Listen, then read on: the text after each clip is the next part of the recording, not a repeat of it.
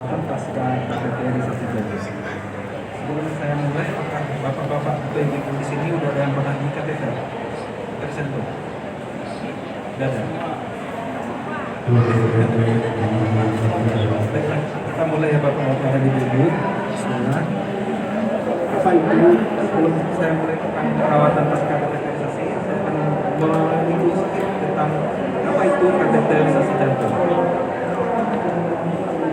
Kateterisasi jantung adalah prosedur medis yang menggunakan bantuan sinar X yang bertujuan untuk mendeteksi kondisi jantung dengan menggunakan alat menyerupai silang tipis atau kateter dengan atau tanpa cairan kontras. Bapak Daniel Asmandi. Alat ini yang kateter ini dimasukkan ke dalam pembuluh darah vena atau arteri melalui lipat paha atau pergelangan tangan yang nantinya Bapak kemudian Daniel akan diarahkan ke Asmandi. jantung. Dipanggil Bapak Daniel Ini adalah Asmandi. salah satu ruangan kita di kateterisasi jantung, di mana pasien akan di sini dan tindakannya akan kelihatan di sini. Ini adalah contoh kateter yang saya singgung tadi, selang tipis yang nanti akan dimasukkan ke dalam jantung. Jadi Bapak dan Ibu semua, tindakan apa saja bisa dilakukan di ruangan kateterisasi jantung? Merawati. Pada prinsipnya di kateterisasi jantung, semua pembuluh darah semua pembuluh yang dialiri darah, baik itu darah vena atau darah arteri, itu semuanya bisa dilakukan di ruang kateterisasi. Tapi secara umum, garis besarnya, tindakan yang biasa dilakukan kateterisasi jantung adalah yang pertama, tindakan angiografi koroner.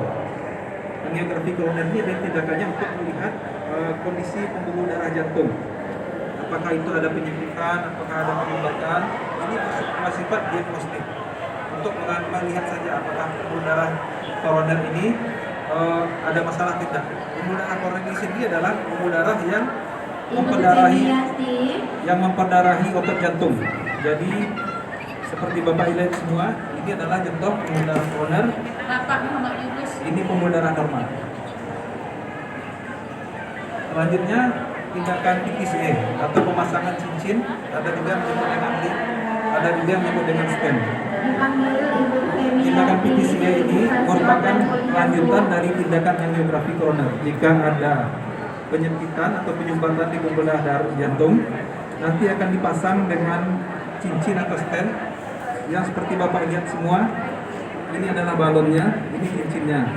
Nanti ketika balonnya dikembangkan, cincinnya ikut kembang. Dan ketika balonnya dikempiskan, cincinnya tidak mengembang dan akan menahan pembuluh darah sehingga tetap terbuka. Selanjutnya adalah tindakan DSA. Tindakan DSA ini sendiri merupakan tindakan untuk melihat adanya penyumbatan atau penyempitan pembuluh darah di otak atau di pembuluh darah tangan kaki. Seperti pada gambar di sini. Ini adalah ini adalah kepala dan ini adalah pembuluh darah di otak. Sementara ini adalah pembuluh darah di kaki. Seperti pada pasien stroke yang tanpa ada perdarahan, itu bisa dilihat apakah ada masalah di pembuluh darah otak. Yang ketiga adalah pemasangan alat pacu jantung. Alat pacu jantung ini bisa bersifat permanen, menetap atau sementara. Di mana pada gambar yang saya tampilkan ini adalah contoh pacu jantung yang bersifat permanen yang ditanamkan di bawah kulit. Pacu jantung ini dipasang pada pasien dengan masalah pada listrik jantung.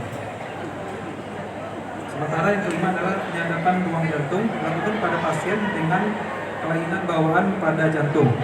Bisa pada anak atau dewasa. Itu biasanya kelainannya pada ruang-ruang jantung.